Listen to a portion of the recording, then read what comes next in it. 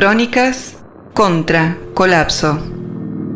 Activistas entrelazan sus prácticas, saberes y experiencias cuyo horizonte es a resistência ao modelo de vida atual e seu destino catastrófico.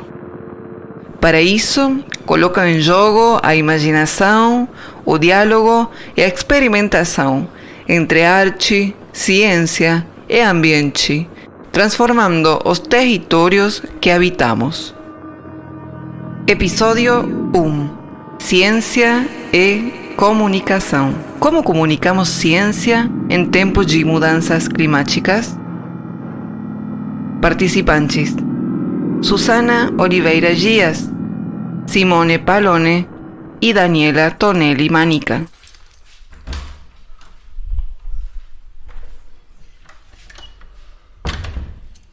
Llevo una mochila cargada de preguntas.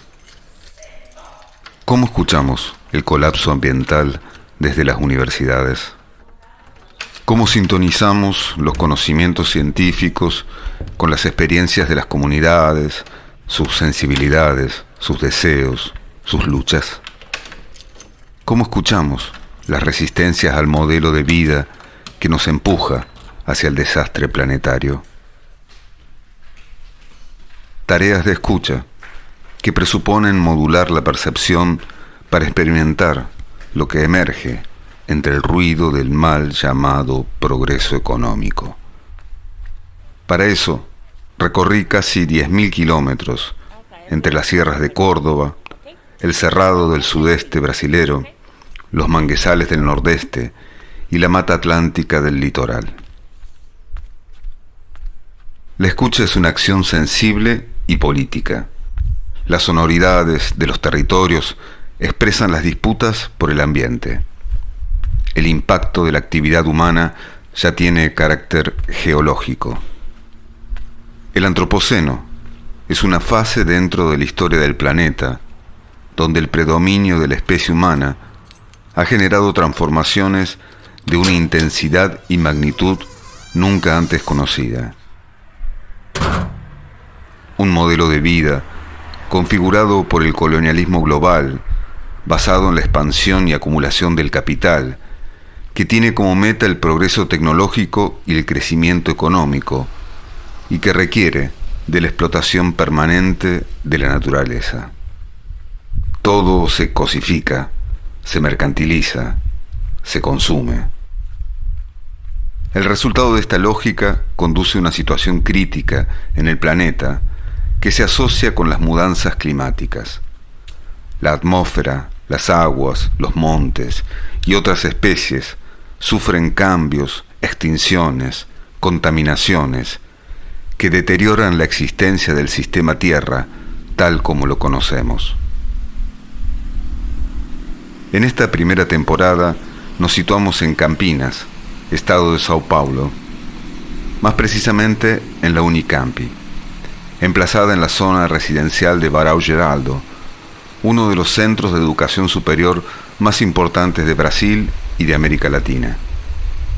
Allí dialogamos con científicos, profesores, investigadores y artistas que ensamblan sus producciones con las necesidades urgentes de las poblaciones y los ecosistemas afectados por los fenómenos contemporáneos que suceden durante el cambio climático. Problemas, métodos, procesos, territorios, prácticas y diálogos que cruzan la ciencia, el arte y la comunicación, con destino de transformación para las comunidades y sus ecosistemas. Aviso: este é podcast em portunhol. Uma língua viva e criativa. Uma encruzilhada sonora. Uma interzona linguística. A necessidade de comunicar-se derriba as fronteiras idiomáticas e compõe uma língua polifônica. Uma viagem sonora com destino nómada. Susana Oliveira Díaz es bióloga, especializada en artes y comunicación de la ciencia. Ciencia con C minúscula, aclara. Desde el núcleo de desenvolvimento da criatividade de la Unicampi, donde funciona el Laboratorio de Estudios Avanzados en Jornalismo, las disciplinas son atravesadas por la necesidad de generar encrucijadas heterogéneas que permitan descolonizar los saberes en alianza con las cosmovisiones indígenas y afrodiaspóricas para conjurar el hechizo de la repetición, la reproducción, la obediencia. Hacer floresta, coligar diferencias, inventar y cuidar son algunas de las acciones orientadoras. En una de las aulas del Lab Jor, Susana despliega sobre una mesa diversas producciones en formato de libros que son objetos lúdicos, sensibles, que contienen collage, fotomontajes, tejidos, plantas. Narrativas que hablan de las relaciones entre comunidades, personas y existencias, más allá de lo humano. Se trata de procesos abiertos, colectivos, experimentales. Tentáculos que parten desde programas y disciplinas universitarias para sumergirse en territorios, indígenas, campesinos, quilombolas, para encontrarse en una transformação compartida. Com a experimentação, a partir da ideia, né, de que comunicar é perceber, fazer floresta, então acho que essa é uma das principais ideias com as quais a gente tem trabalhado na revista Climacom.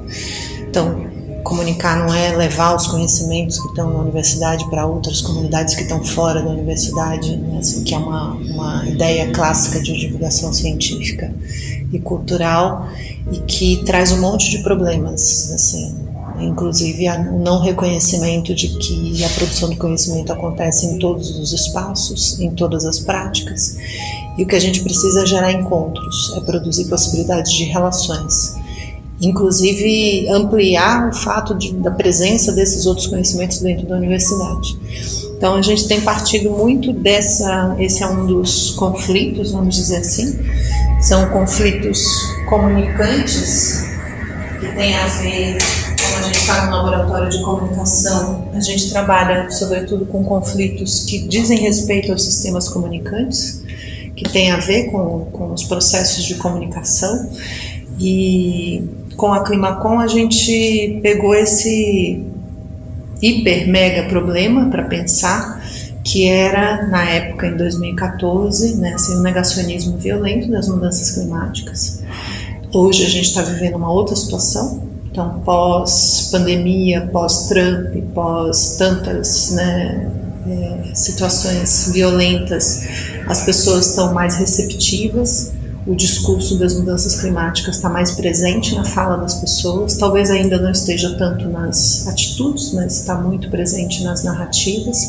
A mídia absorveu de uma maneira muito forte, né, a narrativa das mudanças climáticas, sobretudo no Brasil, mas não era assim em 2014. Em 2014 a gente vivia uma relação de negacionismo muito intensa, e esses projetos e a Climacom surgem na relação com grandes redes brasileiras e internacionais que trabalham com vários pesquisadores de várias áreas do conhecimento diferentes e que partem desse problema das mudanças climáticas e da percepção das mudanças climáticas pelos cientistas, mas também pelos povos originários, e a necessidade de, na perspectiva desses grupos, de conscientizar as populações da existência dessa problemática.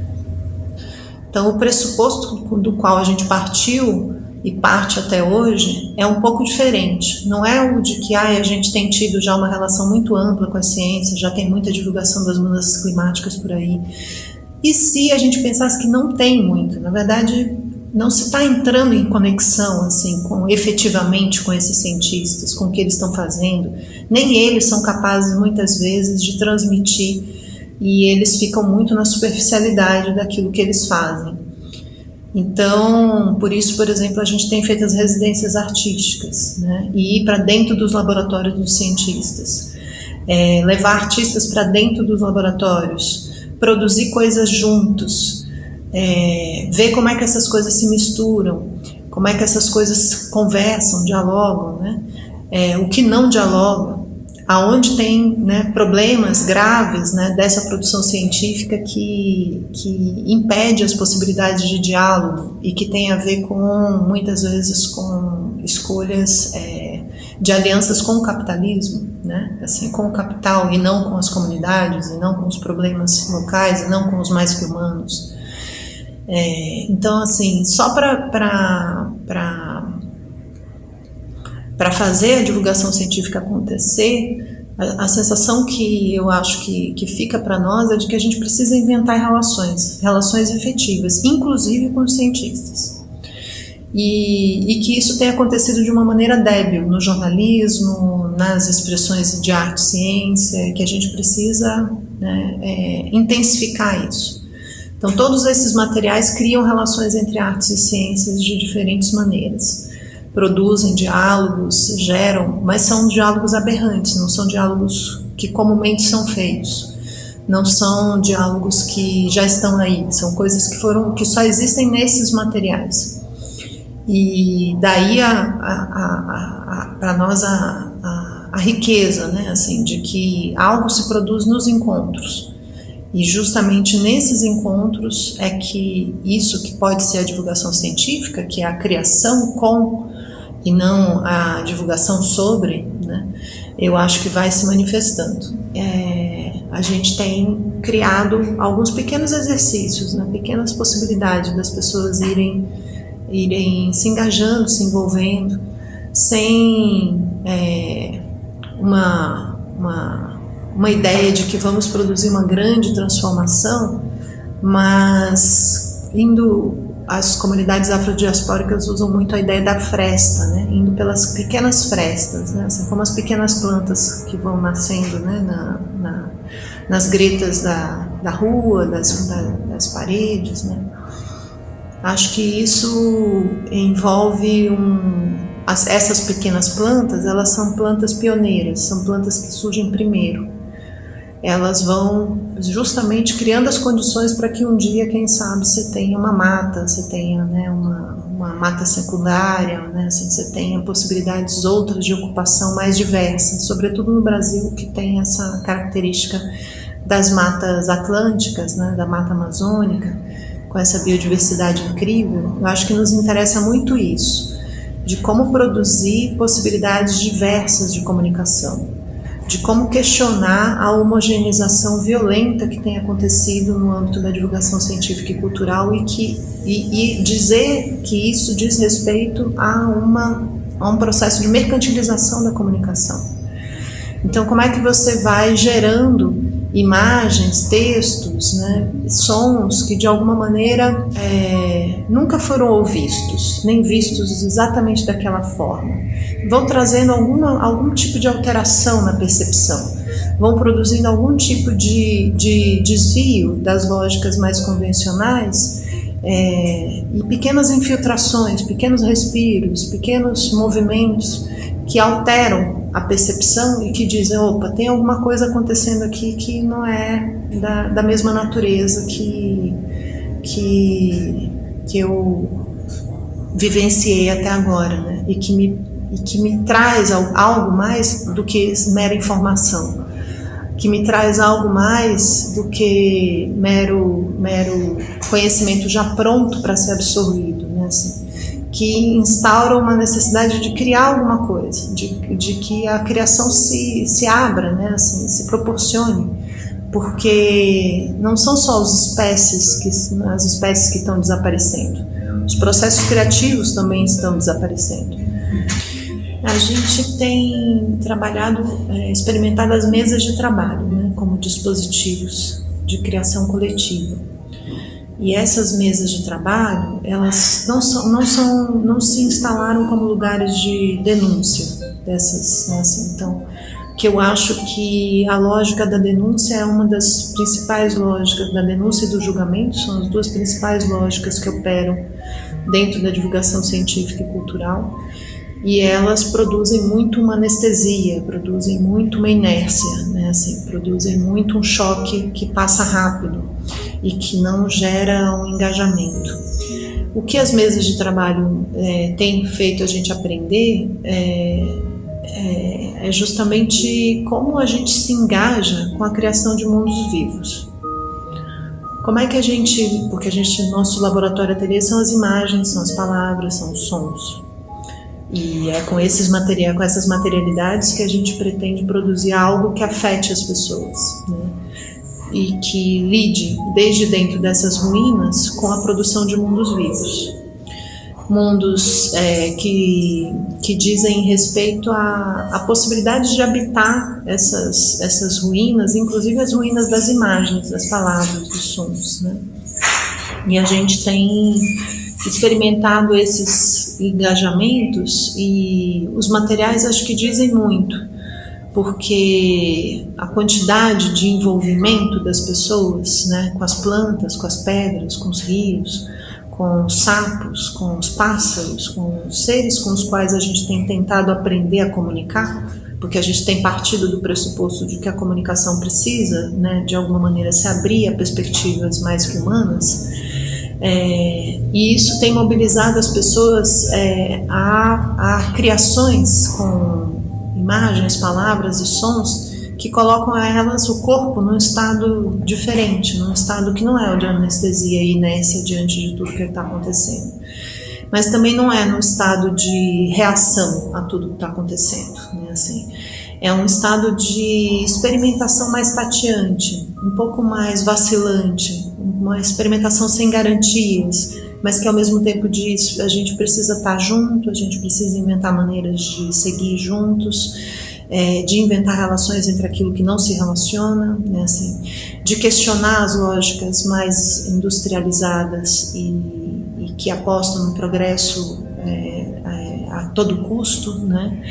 Então a mesa de trabalho ela lida com algumas coisas industrializadas, mas também lida com processos artesanais, né, assim, e é tudo, por mais que depois resulte um livro como esse ou esse, que é impresso numa gráfica, mas todo o processo de produção dessas imagens que estão aqui passou por processos artesanais, processos que envolvem o corpo, processos que envolvem o contato. Por exemplo, aquele livro foi feito, as mesas eram cheias de plantas colhidas em Belém, que está na Amazônia, então eram plantas incríveis, assim, que estavam no chão das praças, de repente vinham parar na mesa, alguém trazia, dava de presente, a gente coletava num parque, num jardim botânico da cidade, e eu acho que esse olhar para o chão, esse olhar para quem está do lado, para o céu, para os seres que vivem com a gente, que compõem esse emaranhado de vida, e o encontro com isso a partir de pequenos gestos, de pequenas materialidades, isso vai produzindo não grandes resultados nem grandes consciências, assim, não é isso, né, assim, mas pequenos estados de corpo que envolvem uma presença, né, que envolvem uma conexão com a vida.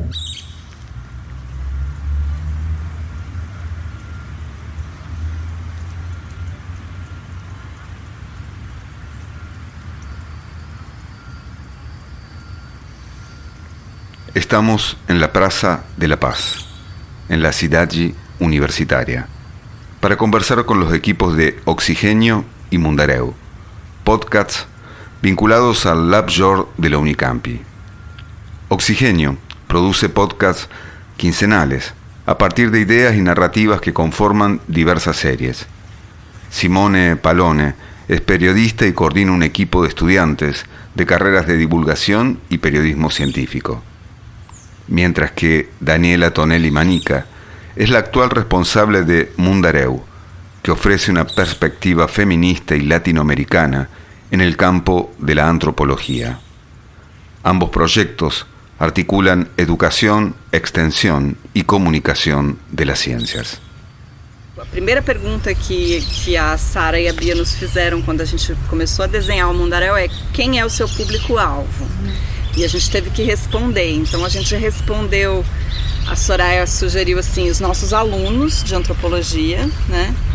E eu, com a cabeça na divulgação científica e com a percepção do crescimento dos conservadorismos na América Latina, no mundo, né? E da resistência à antropologia no Brasil, especialmente. A gente tinha acabado de ter uma CPI, que é uma comissão parlamentar de inquérito na FUNAI, eu estive sempre muito preocupada com como fazer uma divulgação científica mais eficiente da antropologia, que pudesse renegociar um pouco o sentido da antropologia na percepção pública, né?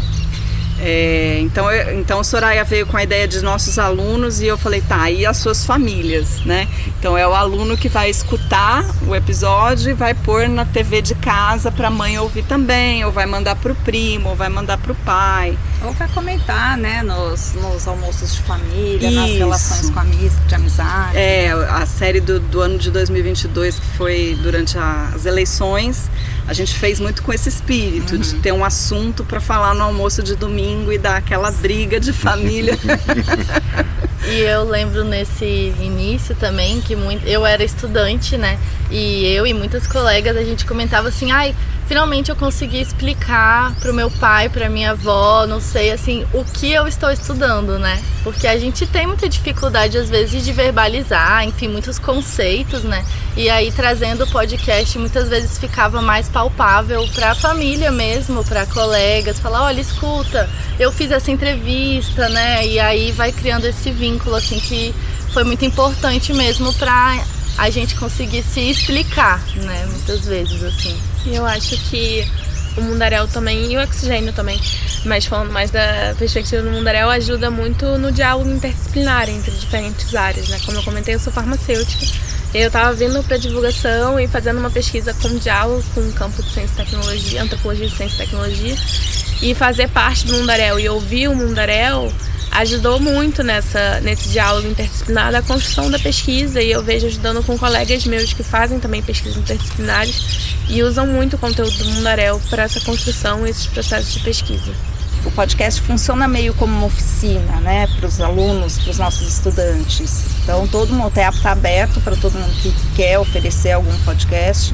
Muitos desses podcasts estão surgindo a partir de projetos pessoais, né, de divulgação científica, ou que sejam patrocinados pela Bolsa Mídia Ciência, que é um programa da FAPESP, que é a Fundação de Amparo à Pesquisa do Estado de São Paulo. Então vão divulgar alguns centros, alguns projetos maiores e oferecem, né, para fazer alguns programas, né, dentro do Oxigênio. E também para os trabalhos de conclusão de curso da especialização. Então, nos últimos anos, vários trabalhos foram. No último ano, tínhamos 8 trabalhos em podcast. Então, a gente acaba tendo um material muito diversificado em termos de tema e de formato também. Principalmente esses que vêm do TCC, às vezes em formato de entrevista, alguns tem esse formato mais narrativo, eles variam bastante, é bem diversificado. E a gente acata muito as propostas da equipe, que também muda, né? Ela é muito itinerante, assim. Bom, eu trabalho na divulgação científica desde 99, talvez um pouco antes, antes de vir para a Unicamp. Eu sou aluna da primeira turma da especialização em jornalismo científico. E sempre gostei muito de rádio, sempre ouvi muito rádio na minha vida. Sou de um tempo que as pessoas ouviam muito rádio também, né? A gente tinha música só pelo rádio, né? Por muito tempo, fitas, né? Assim, depois foi mudando. Mas quando a gente pensou em fazer, né, o podcast, porque já estava vindo esse boom, né, dos podcasts. Em 2015 já tinha alguns podcasts de ciência. E a gente achava, né, barato, assim, olha, uma nova forma de você falar, porque você tem que pensar numa linguagem que é muito diferente da linguagem escrita, né? É uma linguagem mais coloquial, você se aproxima mais do ouvinte, né, de quem você está falando. A gente, inclusive, tem que ter esse cuidado, né, de quando você está gravando, está apresentando o podcast, de você não estar falando para você, né, para a pessoa que está do seu lado ali gravando junto. Você tem que pensar que tem uma comunidade inteira, né, uma população inteira que pode ouvir a qualquer momento o que você está falando. Então tem um compromisso ali com a forma, né, que você fala, que você produz, esses sentidos que você está falando, né? Então a entonação, né, o tipo de palavra que a gente escolhe, a naturalidade para falar. O nosso podcast é muito roteirizado, então que tira um pouco essa espontaneidade, né? Então, por isso que a gente acha que tem, né, é importante pôr uma trilha, né, pôr uma cortina, como você me ensinou, né, para poder dar aquele respiro, para ter um tom diferente, né, salientar um tipo de emoção. Então, eu acho que o podcast na divulgação científica tem um papel, ganhou, né, um papel assim muito importante, tanto que a gente tem muitos podcasts de ciência. E nesse sentido, eu acho que o podcast narrativo tem essa capacidade de trazer um pouco mais o ouvinte para aquele universo que você está apresentando para ele. Então você transforma temas que poderiam ser muito áridos, né, na ciência, são temas de ciência, em uma conversa um pouco mais palatável. Que é uma coisa que a entrevista em texto chapa, né? Todos os textos são iguais, no máximo você tem ali expressões linguísticas com formatos expressivos na escrita, mas o tom da voz, o silêncio, o choro, né, se a pessoa está feliz, se a pessoa está triste, isso tudo some no texto, né? E para mim isso é o que me apaixona no projeto, porque aí você consegue encarnar as pesquisadoras de uma forma que humaniza. Então quem escuta vai ver que tem uma pessoa ali fazendo aquilo. Então naquele sentido de disputar o sentido público da antropologia, eu acho que isso ajuda, né? A aposta nossa é que isso ajude, né? E transmite toda essa parte que para mim, de uma perspectiva feminista, importa muito, que são as emoções, que é o que a pessoa está sentindo, que é de onde ela está falando, que é a voz dela presente, né? Então isso é uma coisa que é o que eu mais amo, assim, de ir gravar em Boa Vista e ouvir o jeito das pessoas falarem lá, né, como muito diferente de como a gente faz em Goiânia, né? Então aprender a reconhecer os diferentes sotaques, né? Agora os diferentes sotaques no castelhano, né? Estou começando a perceber a diferença entre o castelhano colombiano e o argentino e o chileno, né? É muito legal. Porque eu comparo muito a experiência do podcast com a experiência da literatura, que é a experiência de você não ter toda a informação entregue para você. E aí ela tem um componente imaginativo, que a gente trabalha no narrativo, né? Mas que nunca entrega tudo, né? Então, que é o que o texto literário ensaístico faz, né? Eu acho que o podcast faz isso também. A gente tem a conversa, por mais que a gente descreva a Universidade de Mar del Plata, não dá para descrever o que tá lá, como é que é exatamente, né? Mesmo que a gente traga o som, o eco da parede, essa ambiência sonora, não é a mesma coisa. Então, é a partir do seu olhar, né? Porque tem, por exemplo, a gente está aqui nessa praça, tem bancos pintados e eu posso descrever, o que tem de mais legal? Tem uma árvore que eu tô vendo ali. Não vou falar dos bancos, né? Então depende muito do olhar, né? Eu ia chegar nessa parte. E ali da escuta também. Quando você vai descrever, você escolhe. Você vai escolher. Entre el piar de los pasariños y el croar de los sapos, as voces están desaparecendo. Siempre estamos aprendiendo, sobre todo si abrimos la escucha a aquello que se ha convertido en inaudible. Si atendemos a esos otros sons que proponen desvíos para la atención capturada, obediente, automatizada.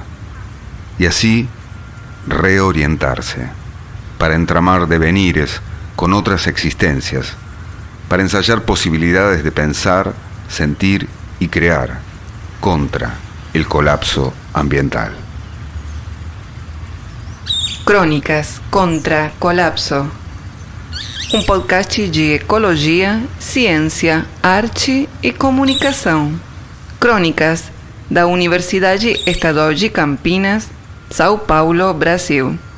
Ideia, guion e produção, Pablo Daniel Ramos. Edição e áudio, Tomás Tolaba. Tradução, revisão e locução, Soledad Massó. Música, Gaia Sensis. Patrocínio da Diretoria de Cultura